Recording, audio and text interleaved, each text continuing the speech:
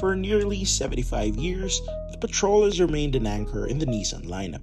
It's the longest-running nameplate for the brand, and it's amassed a legion of fans over the decades, from off-road junkies, wealthy politicians, and just regular car enthusiasts in general.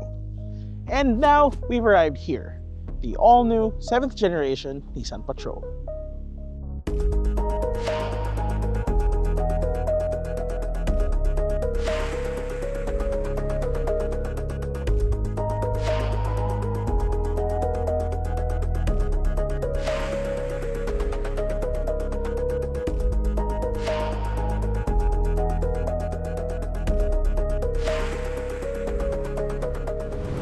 Just for good measure and to give you guys a good comparison, ourselves included, we've gone out and brought out the old Patrol with us for this shoot.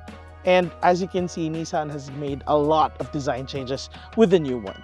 Nissan has opted for a boxier, more modern looking front fascia with these beautiful C-shaped headlights and just a wider, bigger grille up front.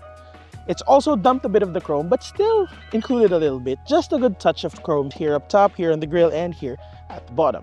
Honestly, I don't think that one looks dated. It really doesn't. They did well with that facelift, but compared to this one, this just looks a lot better. Over on the sides, it gets larger trims flanking the front fenders and a new V6T badge on the door. It replaces the old V8 badge because it does have a new engine under the hood.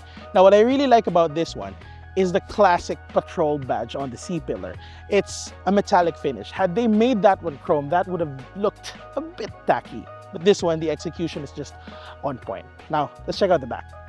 Now, I said the front end of the old Patrol looked okay, but that rear end really needed overhauling, and boy was this a good overhaul. Nissan added the C-shaped taillights to match the headlamps up front, and it added this beautiful illuminated light bar that stretches the width of the tailgate.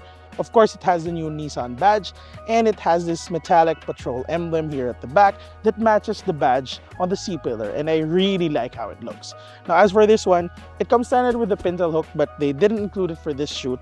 But in case you were wondering, if you didn't want to put that in, Nissan doesn't offer a cover for this one, so you'd have to look for something to find to cover that. Now, since we're already here, as always, let's check out the tailgate, or the trunk rather. It comes with a power lift gate with a kick sensor too, and a large boot. Now, before we dive into that, this one has a garage function that you can set to a certain angle.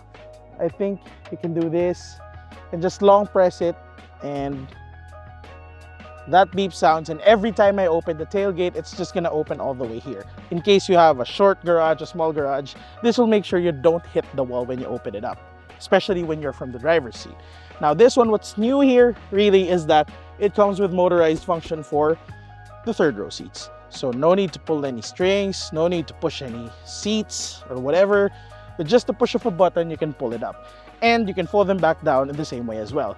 And Nissan also added controls for the suspension. In case you want to load heavier cargo, you can lower the suspension to the lowest setting. I think from the normal height, it lowers it down by 7 inches. So it's much easier to put some stuff in.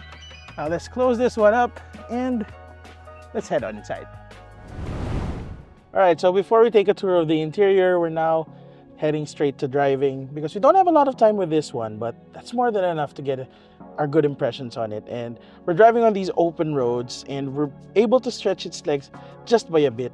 And I can already tell how much different the twin-turbo V6 inside the all-new Patrol is compared to the turbo V8. Because we drove the old one going here, and let me tell you this one feels peppier, this one feels a lot more powerful, and you know, it's a gasoline and it's twin turbo, but it has a lot of torque.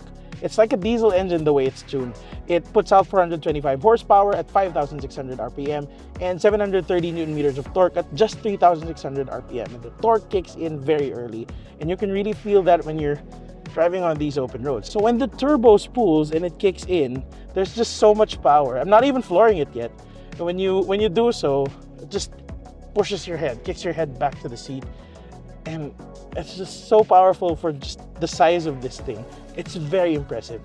It handles so well. It's so light. I mean, the old Patrol was kind of light, but this one just feels so easy to drive. I'm sure a lot of you would look for a bit more weight in that steering, but for the most part, this isn't for sporty driving anyway. and it's just mostly on the city or on the highway, this one feels just right. And it's so nice to be inside, to be in this driver's seat. It's very comfortable. And Nissan has improved the sound deadening inside the all-new Patrol, and it's evident here. They added felt sound insulators in the wheel wells of the rear seats so that it blocks out more sound. And really, the NVH levels are just down to a minimum. It's really evident here when you're driving the all-new Patrol. I am impressed. It rides so well. What makes it easier to drive is that it has a camera. You can press this button, you can use the wide angle camera, and you can use this whole panel for your screen. So if you're maneuvering tight spaces and you really can't see what's underneath the car, you can use that. For those of you who have a hard time driving bigger vehicles, this is a godsend. And you know, the best part is what also Charles pointed out earlier. I'm in the driver's seat and I'm fiddling with all these controls. It's so nice to have all these physical buttons, all these levers, all these knobs at my disposal. And once I get the hang of it, I already know what I'm touching, what control I'm using. Whereas with other newer vehicles, we have this whole touch screen with all the controls, and I really hate that kind of execution, but this one, it's really nice. I mean, you still have the controls here on the touch screen, this large, wide display, but having these are nice to have.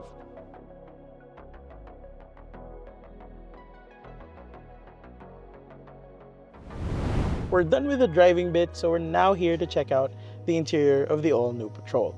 And man, this thing is really nice. It's really, really nice. It's got all the leather, all the soft touch materials, and you have this beautiful tan trim all around from the dash to the center console to the seats, which, by the way, these zero gravity seats are really soft, really plush, and really nice. And I can imagine that in long drives, these are going to be very comfortable.